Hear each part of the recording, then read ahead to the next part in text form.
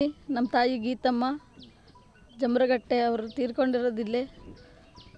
ಅವಳ ಮೇಲೆ ದೇವ್ರು ಬರುತ್ತೆ ಅಂತಂದು ಊರಾಗೆಲ್ಲ ಗೊತ್ತೈತೆ, ಆದರೂ ಹೇಳಿದ್ದಾರೆ ಕೇಳಿಲ್ಲ. ಊರವರು ಹಿರಿಯರಿಗೆಲ್ಲ ಖಾಲಿ ಬಿದ್ದಾಳಕ್ಕೆ, ಊರಾಗಿರೋರು ಎಲ್ಲರಿಗೂ ಖಾಲಿ ಬೀಳ್ಸ್ಕೊಂಡಾಳೆ. ಇವ್ರಿಗೆ ನಾಚಿಕೆ ಆಗಲ್ವಾ? ಇವ್ರೇನು ಬಳೆ ತಿಟ್ಕೊಂಡಿರ್ತಾರ? ಹಾಂ, ಗೊತ್ತಾಗಲ್ಲ ಇವರಿಗೆ ದೇವ್ರು ಯಾರು ದೆವ್ವ ಯಾವುದು ಮನುಷ್ಯರು ಯಾರು ಅಂತ ಗೊತ್ತಾಗಲ್ವ ಇವರಿಗೆ? ಈಗ ಡಾಕ್ಟ್ರ್ ಅದಾರ ಆದಮೇಲೆ ಪೇಷಂಟ್ಗಳು ಹೋಗೇ ಹೋಗ್ತಾರೆ ಊರಾಗಿದ್ದಾಗ.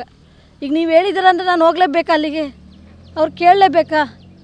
ಇಲ್ಲ ನಾನು ಬರಲ್ಲ ಅಂದಿದ್ರೆ ಆಕೆ ಬಗೆನೇ ಅರಿತಿತ್ತಲ್ಲ, ಯಾಕೆ ಬರಬೇಕು? ಈಗ ದೇವ್ರ ಅದಾವೆ 1000 ಜನ ಹೋಗ್ತಾರೆ ಅಲ್ವಾ? ಊರ ಬಿಗಿ ಮಾಡಬೇಕಿತ್ತಾನೆ ಇವರು. ಅವಾಗ ದೇವಸ್ಥಾನಕ್ಕೆಲ್ಲ ಕೂಗಿ ಹೇಳಿದ್ರಲ್ಲ, ಅವಾಗೆಲ್ಲ ಇರಲಿಲ್ವ ಇವರಿಗೆ? ಒಂದು ಜೀವ ತಗೊಂಡು ಹೋಗೋ ತನಕ ಬಿಡಲಿಲ್ಲಲ್ಲ. ಈಗ ಯಾರು ನಮ್ಮ ಜೀವ ತಂದು ಕೊಡ್ತಾರೆ? ನಮ್ಮ ಅಮ್ಮ ಮುಂದೆ ಅವ್ರು ತರ್ತಾರ? ಆಕೆ ತರ್ಕೊಡ್ತಾಳ?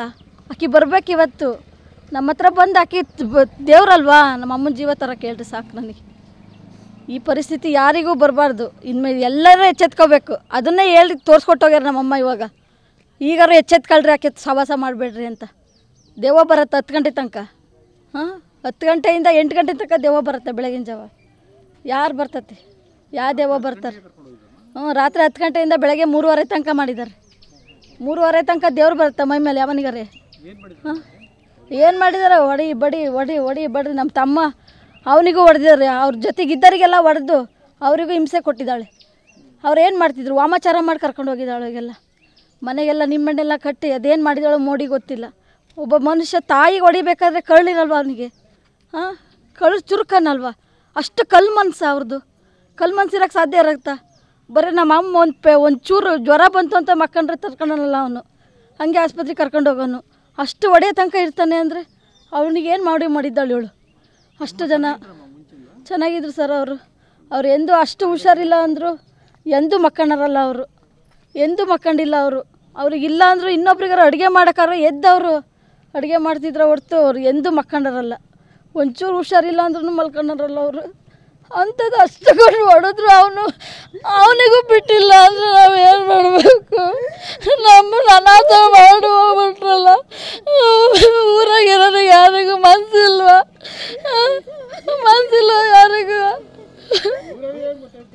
ಯಾರಿಗೂ ಮನಸ್ಸಿಲ್ವ?